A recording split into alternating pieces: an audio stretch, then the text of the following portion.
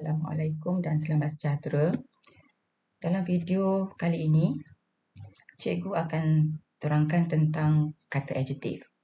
Tapi sebelum itu, sebelum cikgu menerangkan tentang kata adjektif, adalah lebih baik cikgu terangkan tentang penggolongan kata yang menerangkan di manakah terletaknya kata adjektif tersebut dalam penggolongan kata bahasa Melayu.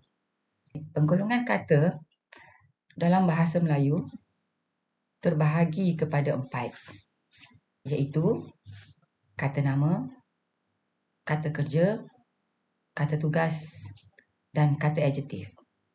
Tetapi fokus kita pada hari ini adalah tentang kata adjektif. Sebelum kita pergi mengenali dengan lebih detail, dengan lebih jelas tentang kata adjektif, adalah lebih baik cikgu terangkan apa itu definisi kepada kata adjektif. Kata adjektif ialah sejenis kata sifat, iaitu kata yang merujuk kepada keadaan sesuatu benda, orang, tempat dan sebagainya. Kata adjektif boleh disertai dengan kata penguat seperti sangat, amat dan paling. Kata adjektif terbahagi kepada 9. Yang pertama, kata adjektif yang menerangkan tentang sifat atau keadaan. Contoh kata adjektif tersebut ialah bijak, malas, cantik, sakit, marah. Contoh ayat. Aina merupakan seorang murid yang rajin membantu guru. Jenis kata adjektif yang kedua pula ialah kata adjektif warna. Contoh kata adjektif warna ialah putih, merah, kuning, hijau. Contoh ayat, kereta mainan adik berwarna merah. Yang ketiga, kata adjektif ukuran.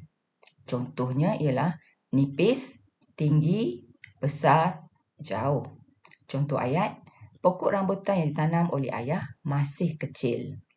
Yang keempat ialah kata adjektif bentuk. Contohnya ialah bulat, bujur, lepir. Contoh ayat, bola yang baru dibeli telah kempis. Yang kelima, kata adjektif panca indera. Contohnya ialah masin, masam, harum, merdu, licin dan busuk. Tapi banyak lagi yang lain ya. Contoh ayat, suara penyanyi itu sangat merdu. Yang keenam, kata adjektif waktu. Contoh kata adjektif waktu ialah lewat, baru, lama, segera, silam. Contoh ayat, Anas mengambil masa yang lama untuk menjawab soalan tata bahasa. Yang ketujuh, kata adjektif jarak. Contohnya jauh, dekat, hampir. Contoh ayat, rumah Ani dekat dengan sekolah. Yang ke-8, kata adjektif perasaan. Contohnya ialah marah, sayang, benci, rindu, malu, gembira. Contoh ayatnya ialah ibu bapa akan gembira apabila anak-anak berjaya dalam hidup. Dan yang terakhir, kata adjektif cara.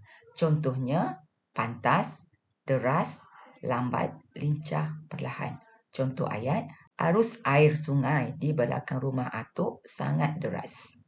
Sekian sahaja untuk video kali ini.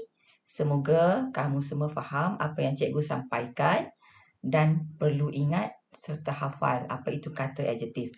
Sehingga jumpa lagi dan terima kasih.